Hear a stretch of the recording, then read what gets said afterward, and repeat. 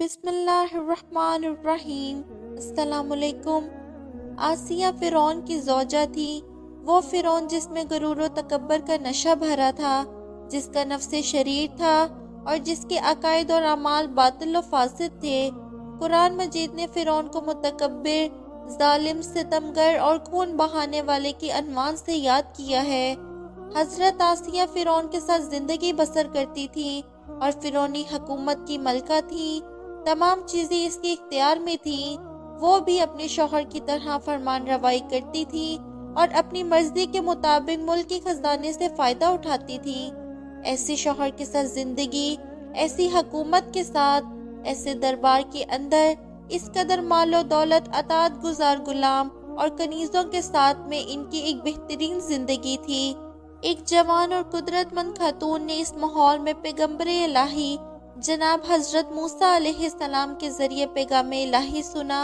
اس نے اپنے شوہر کے طور طریقے اور اعمال کے باطل ہونے کو سمجھ لیا، چنانچہ نور حقیقت اس کے دل میں چمک اٹھا۔ حالانکہ اس کو معلوم تھا کہ ایمان لانے کی وجہ سے اس کی تمام خوشیاں اور مقام و منصب چھن سکتا ہے، یہاں تک کہ جان بھی جا سکتی ہے، لیکن اس نے حق کو قبول کر لیا اور وہ خداوند مہربان پر ایمان لے آئی اور اپنے گزشتہ اعمال سے توبہ کر لی اور نیک اعمال کے ذریعے اپنی آخرت کو آباد کرنے کی فکر میں لگ گئی۔ اس کا توبہ کرنا کوئی آسان کام نہیں تھا، اس کی وجہ سے اسے اپنے تمام مال و دولت اور منصب ترک کرنا پڑا اور فرعونیوں کی ملامت اور ظلم کو برداشت کرنا پڑا، لیکن پھر بھی وہ توبہ، ایمان، عمل صالح اور ہدایت کی طرف قدم آگے بڑھاتی رہی۔ جناب آسیہ کی توبہ فرعون اور اس کے درباریوں کو ناگوار گزری، کیونکہ پورے شہر میں اس بات کی شہرت ہو گئی کہ فرعون کی بیوی اور ملکہ نے فرعونی طور طریقے کو ٹھکراتے ہوئے مذہب کلیم اللہ کو منتخب کر لیا۔ سمجھا بجھا کر اور ڈرا دھمکا کر بھی آسیہ کے بڑھتے قدم کو نہیں روکا جا سکتا تھا۔ وہ اپنے دل کی آنکھوں سے حق کو دیکھ کر قبول کر چکی، اس نے باطل کے کھوکھلے بند کو بھی اچھی طرح سمجھ لیا تھا، لہذا حق و حقیقت تک پہنچنے کے بعد اس کو ہاتھ سے نہیں کھو سکتی تھی اور کھوکھلے بند کی طرف نہیں لوٹ سکتی تھی۔ جی ہاں، یہ کیسے ہو سکتا ہے کہ خدا کو فرعون سے، حق کو باطل سے، نور کو ظلمت سے، صحیح کو غلط سے، آخرت کو دنیا سے، بہشت کو دوزخ سے اور سعادت کو بدبختی سے بدل لے۔ جناب آسیہ نے اپنے ایمان، توبہ و استغفار پر استقامت کی، جبکہ فرعون دوبارہ باطل کی طرف لوٹانے کے لیے کوشش کر رہا تھا۔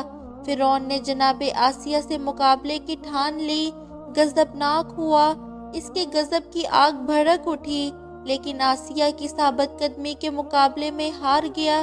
اس نے آسیہ کو شکنجہ دینے کا حکم دیا اور اس عظیم خاتون کے ہاتھ پیر کو باندھ دیا اور سخت سے سخت سزا دینے کے بعد پھانسی کا حکم دے دیا۔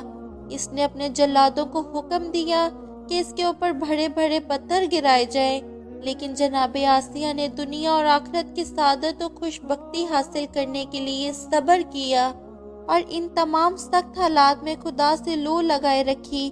جناب آسیہ کی حقیقی توبہ، ایمان و جہاد، صبر و استقامت، یقین اور مستحکم عزم کی وجہ سے قرآن مجید نے ان کو قیامت تک مومنوں، مومنات کے لیے نمونے کے طور پر دکھایا ہے، تاکہ ہر زمانے کے گنہگار کے لیے بہانے کی کوئی گنجائش باقی نہ رہ جائے اور کوئی یہ نہ کہہ دے کہ توبہ، ایمان اور عمل صالح کا کوئی راستہ باقی نہیں رہا تھا۔ اللہ پاک کا فرمان ہے، جس کا مفہوم ہے کہ اور خدا نے ایمان والوں کے لیے فرعون کی زوجہ کی مثال بیان کی کہ اس نے دعا کی کہ پروردگار میرے لیے جنت میں ایک گھر بنا دیں اور مجھے فرعون اور اس کے درباریوں سے نجات دلا دے اور اس بری ظالم قوم سے نجات عطا فرما دے۔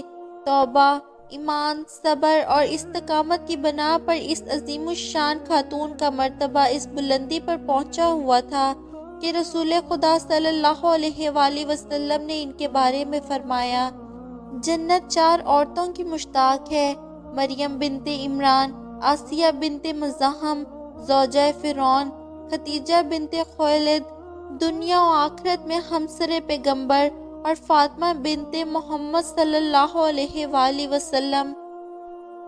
آج کی ویڈیو میں تھا بس اتنا ہی۔ ویڈیو پسند آنے کی صورت میں لائک اور شیئر کیجئے، اور اگر چینل کو سبسکرائب نہیں کیا تو سبسکرائب کر کے بیل نوٹیفیکیشن کو آن کر دیں۔ شکریہ۔